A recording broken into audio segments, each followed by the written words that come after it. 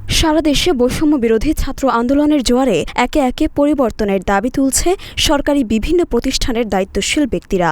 বান্দরবানে সচেতন নাগরিক সমাজের ব্যানারে সোমবার সকালে জেলা পরিষদের মূল ফটকে অবস্থান ধর্মঘট পালন করে সচেতন নাগরিক সমাজ। এ সময় আন্দোলনকারীরা জেলা পরিষদের চেয়ারম্যান শহীলামা মারমার পদত্যাগ সহ সকল জেলা পরিষদের সদস্যদের অপসারণের দাবি করে অন্তর্বর্তীকালীন জেলা পরিষদ গঠনের দাবি জানান। এ সময় আন্দোলনকারীরা জেলা পরিষদের দাপ্তরিক কাজকর্ম বন্ধ করে সকলকে কর্মবিরতিতে যেতে বলে।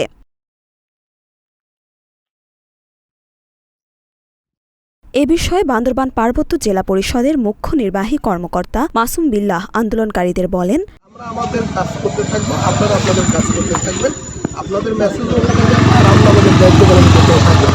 ফলে আমরা উভয়কে সহযোগিতা করি, আপনি আমাদের সহযোগিতা করবেন, আমরা আপনাকে সহযোগিতা করবো। এর মাধ্যমে সরকারি সিদ্ধান্ত না আসা পর্যন্ত উভয়ই আমরা একমত যে আপনাদের দাবি, আপনাদের যৌক্তিক দাবি এটা সরকারের কাছে পৌঁছলে তারা সিদ্ধান্ত নেবে। আর আমরা যারা অফিস করি, কর্মচারী বা কর্মকর্তা কর্মচারী, আমরাও আমাদের দায়িত্ব পালন করলাম, আমরা আমাদের মতো করতে থাকবো, আমরাও আপনার প্রতিপক্ষ না। আন্দোলনের বিষয়ে নাগরিক পরিষদের চেয়ারম্যান কাজী মুজিবুর রহমান বলেন, আমরা সরকারি কোনো কাজে কাউকে বাধা দিব না, যেহেতু এটা জেলা পরিষদ, এটা পরিষদের চেয়ারম্যান, পরিষদ বর্গ এখানের যে কোনো সিদ্ধান্ত নেওয়া, সিদ্ধান্ত দেওয়া, চেক পাওয়ার, সরকারি টাকা পয়সা খরচ করা, এটা চেয়ারম্যান হচ্ছে তাই না?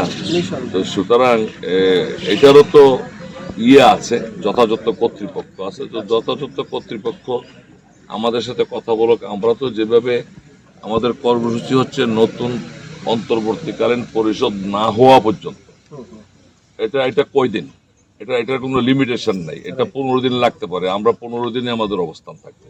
1 মাস লাগতে পারে, 1 মাসে আমাদের অবস্থান থাকবে।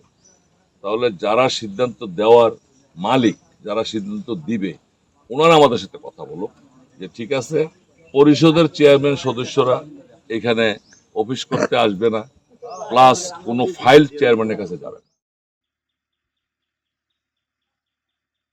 মরিয়ম মিম, ঢাকা পোস্ট।